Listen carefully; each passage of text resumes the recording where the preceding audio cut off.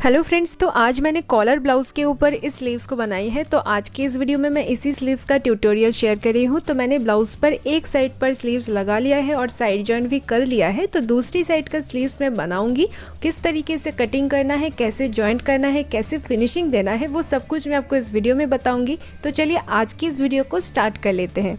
सबसे पहले ब्लाउज़ को रेडी कर लेना है, नीचे से कमर पट्टी भी लगा लेना है। अगर आप इसी कॉलर को बनाना चाहते हैं तो ऊपर आई बटन पर आपको लिंक मिल जाएगी। तो ब्लाउज़ रेडी करने के बाद अब हम स्लीव्स बनाएंगे। तो कटिंग करने के लिए आपको आर्म होल की साइड पर देखना है।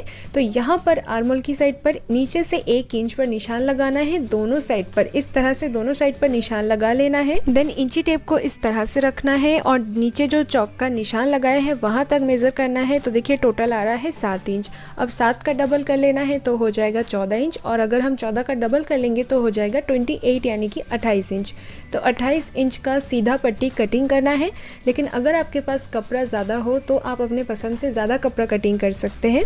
तो मैंने इस पट्टी का टोटल लंबाई रखा है 36 इंच और चौड़ाई लिया है टोटल 3 इंच, लेकिन आप चाहे तो 4 इंच भी ले सकते हैं। अब हम इस पट्टी की एक साइड पर इस तरह से फोल्ड करेंगे और इस तरह से सिलाई लगाएंगे। तो यहाँ पर जितना भी आप पट्टी लेंगे पूरे पट्टी पर सिर्फ एक साइड पर फोल्ड करके सिलाई लगा लेना है।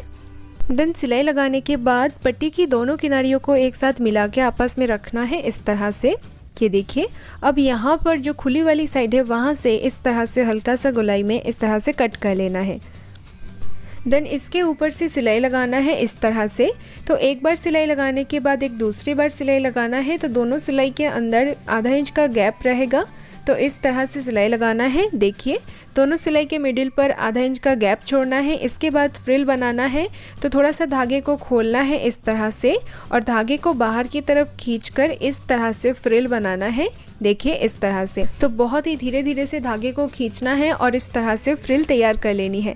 अब ब्लाउज़ के आर्म होल को इस तरह से फैला कर रखना है और दोनों तरफ जो चौक का निशान है उसे देखना है।